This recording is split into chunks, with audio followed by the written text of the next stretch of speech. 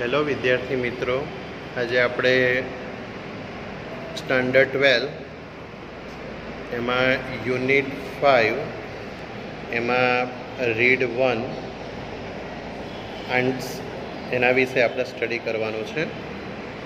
હવે આ પાઠની અંદર જે કીડીઓ છે એ કેવા ટીમ વર્કથી કામ કરે છે, કેટલી મહેનતુ છે, બરાબર. એમનામાં પણ બ્રેન છે, મતલબ દિમાગ છે, અને દિમાગનો ઉપયોગ કરી અને ટીમ વર્ક દ્વારા આપણને નવાઈ લાગે એવા કામનું નિર્દેશ અહીંયા કર્યો છે.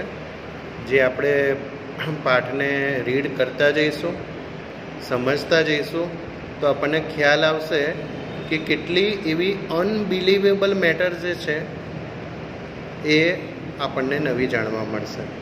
તો પાઠની શરૂઆત કરીએ. The following behaviour was noticed by a scientist who was making a study of ants. નીચેનું જે વર્તન જે આપ્યું છે, બિહેવિયર જે કીડીઓનું છે, એ કીડીઓનું જે બિહેવિયર જે છે એ વૈજ્ઞાનિકો દ્વારા નોટિસ કરાયું છે. A number of ants were down in a pit where they had killed some flies and other insects for food. Insects એટલે જીવજંતુઓ. હવે એક પીટ એટલે ખાડો, એક ખાડો છે, ખાડાની અંદર માખીઓ અને જીવજંતુઓ પડેલા છે, બરાબર. અને એમનો એક કીડીઓ જે છે એ ખોરાક તરીકે ઉપયોગ કરે છે. The ants began fetching the small bits of this insects up to their ant hill. Fetching એટલે પકડીને લાવવું, અને બાઇટ્સ મતલબ ટુકડો. હવે કીડીઓ જે છે એ પેલું જે ખાડો જે હતો એ ખાડામાંથી એ જીવજંતુઓનો નાનકડો ટુકડાને ઉચકીને લઈ જાય છે. ક્યાં લઈ જાય છે? પોતાના દરમાં. એન્ટ હિલ આપ્યું છે. This was enormous work for them. Enormous એટલે મહા મુશ્કેલ ભર્યું કામ. The sides of the pit were steep, and considering the size of the ants, the load they were carrying were very heavy. It was as if a group of men were carrying a weight of 200 pounds each and climbing a cliff of the same time.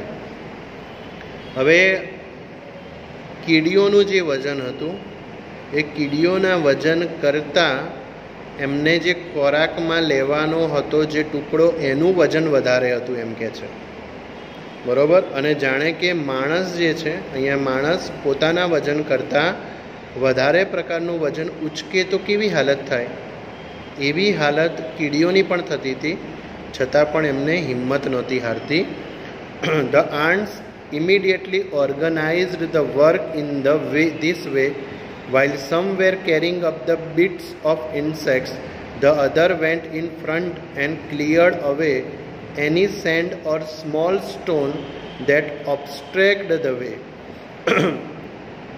હવે અહીંયા આપણા વાત મેં તમને શરૂઆતમાં કરી કે કીડીઓ જે છે એ પોતાના બ્રેનનો ઉપયોગ કરી અને કેવા ટીમ વર્કથી કામ કરે છે એનું અહીંયા ઉત્તમ ઉદાહરણ આપ્યું છે. ઓર્ગનાઇઝડ શબ્દ આપ્યો છે, જુઓ, બરાબર. ઓર્ગનાઇઝડ.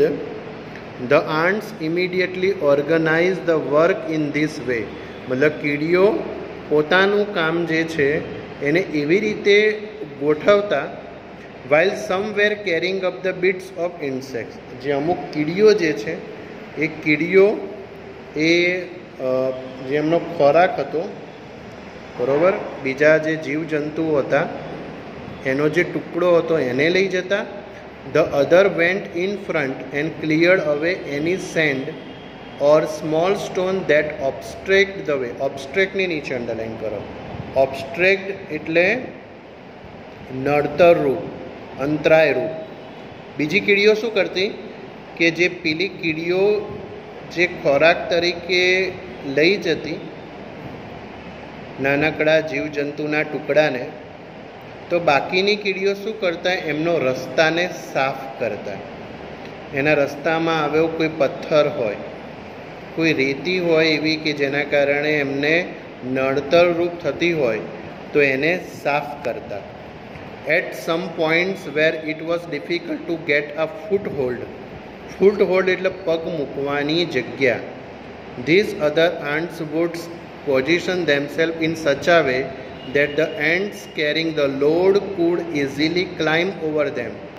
ઘણી વખત તો એવી સિચ્યુએશન થતું કે પગ મૂકવાની પણ જગ્યા ન હોય, તો બાકીની જે કીડીઓ છે એ એવી રીતે રસ્તાને આસાન બનાવતી કે જે પેલો અનાજ લઈ જતી જે કીડીઓ છે એ એના ઉપર થઈ અને પસાર થતી.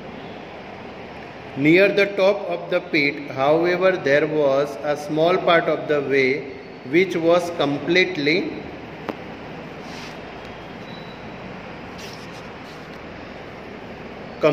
smooth and steep. Here there were no foothold. The ants came up to these points and their progress stopped. અમુક વખતે એવું સિચ્યુએશન થતું કે ઢોળાવ જે છે એ કેવો હતો, સ્લીપરી હોય, લપસી પડાય એવો, બરાબર. અને કીડીઓ જે છે એ પોતાની આગળની જે મુસાફરી છે પોતાના દરમાં લઈ જવાનું જે છે એ અટકી જતું, પગ મૂકવાની પણ જગ્યા નહોતી, પોતાનો પ્રોગ્રેસ અટકી જતો. It seemed that after all they had been defeated. Defeated એટલે હારવું, હારવું. Of the many ants which tried to climb this part. હવે શું કરતા કે એમને એવું લાગતું કે હવે આપણને આગળનું જે રસ્તો છે એ બહુ અઘરો છે, આગળ નહીં ચઢી શકીએ, ત્યારે એ શું કરતા, of the many ants which try to climb this part only one reach the top. હવે જે ખાડો હતો ને એ ખાડાના ટોપ ઉપર એક કીડી જે છે એ એક કીડી ત્યાં આગળ પહોંચતી, બરાબર. This one was immediately met by a number of ants from the anthill. હવે એક કીડી જે છે એ ટોચ ઉપર પહોંચતી અને એ ટોચ ઉપર પહોંચીને જે ખાડાના બીજી બાજુમાં જે કીડીઓ હતી એને એક મેસેજ આપતી. જો આપ્યું છે ટુ હુમ ઇટ કન્વેડ આ મેસેજ. કન્વેડ એટલે પહોંચાડવું, એ મેસેજને પહોંચાડતી. એટલે ખાડો તમે સમજ્યા, જે ટેકરો હતો એ ટેકરાની એક બાજુમાં કીડીઓ પોતાના ખોરાક લઈ જતી પણ ફસાઈ ગઈ છે, આગળ રસ્તો નથી ક્લિયર. એમાંથી એક કીડી એ ટોચ ઉપર પહોંચે છે અને બીજી કીડીઓને મેસેજ આપે છે કે અહીંયા આ પ્રોબ્લેમ થયો છે, તમે હેલ્પ માટે આવો. And now an amazing thing happen. Amazing એટલે નવાઈ. હવે નવાઈ લાગે એવી વસ્તુ બની. The ants at the top began climbing down into the peak backward, each hold the tail end of another ant in front. In this way the ant chain was soon formed which slowly dropped down the steep side. હવે શું કરતી, બધી કીડીઓ એક chain બનાવતી, બરાબર. કીડી એનું ટેલ આપ્યું છે, જો TAIL, ટેલ એટલે પૂંછડી, એના પૂંછડીનો ભાગ પકડી રાખતી અને એવી રીતે ચેન બનાવતી અને ચેન બનાવી અને જે બાજુમાં કીડીઓ ફસાઈ ગઈ છે એ બાજુમાં પોતાની જાતને નાખતી. When it reach the ants waiting with their loads, they easily climb up the chain and came out at the top. તો પેલી બીજી બાજુમાં જે કીડીઓ પોતાનો ખોરાક લઈને આવતી હતી અને ફસાઈ ગઈ હતી એ શું કરશે, આ ચેનવાળી જે કીડીઓ છે એના ઉપર ચઢી અને ચેનના માધ્યમ દ્વારા એ ટોપ ઉપર પહોંચી જશે અને આ રીતે જે કીડીઓ ખોરાક લાવવામાં મુશ્કેલી પડતી તે બીજી કીડીઓ જે છે એ ચેન બનાવીને એમને હેલ્પફુલ થતી. આવા પ્રકારનું કામ કરતી. તો આમાં કહી શકાય કે કીડીઓ પણ બ્રેન ધરાવે છે, એમનું કામ જે છે એ કેવું સિસ્ટમેટિક છે એવું આ વૈજ્ઞાનિકોએ શોધ્યું છે. Such behavior showing the adaptness of ants has been noticed and studied by many. હવે આ પ્રકારનું જે વર્તન છે ઘણા બધા વૈજ્ઞાનિકો દ્વારા નોટિસ કરાયું છે અને એના પર સ્ટડી એટલે અભ્યાસ પણ થયો છે. Now science has discovered some things about the ant life we seem to show that the intelligence of this tiny creature. ટાઇનીની નીચે અંડરલાઇન કરજો. ટાઇની એટલે નાનકડું અને ક્રીચર, ક્રીચર એટલે જીવ, is very close to human intelligence. હવે જે વૈજ્ઞાનિકો છે, ડિસ્કવર્ડ શબ્દ આપ્યો છે. જો ડિસ્કવર્ડ એટલે સંશોધન કરવું, શોધવું. આવા વૈજ્ઞાનિકોએ શું કર્યું છે કે એવું સંશોધન કર્યું છે કે જેના દ્વારા કીડીઓમાં પણ હ્યુમન ઇન્ટેલિજન્સ આપ્યો છે. જો શબ્દ માનવીય બુદ્ધિ, મતલબ આપણામાં જે પ્રકારની બુદ્ધિ હોય છે ને એવા પ્રકારની બુદ્ધિ પણ આ નાનકડા ક્રીચર, ક્રીચર્સ એટલે જીવ, આ નાનકડા જીવમાં પણ બુદ્ધિ હોય છે એ સાબિત કરવું. એટલે ઘણું મોટું સંશોધનનું કામ હતું, ઘણું બધું અઘરું કામ હતું કીડીઓ વિશે સંશોધન કરવાનું. તો એ લોકોએ એવું સંશોધન કરવાનું બીડું ઝડપ્યું છે. Now all scientist concede to this view. બરોબર, કોન્સીડની નીચે અંડરલાઇન કરજો. બરોબર, કોન્સીડ શબ્દ આપ્યો છે, જે CONCEDE.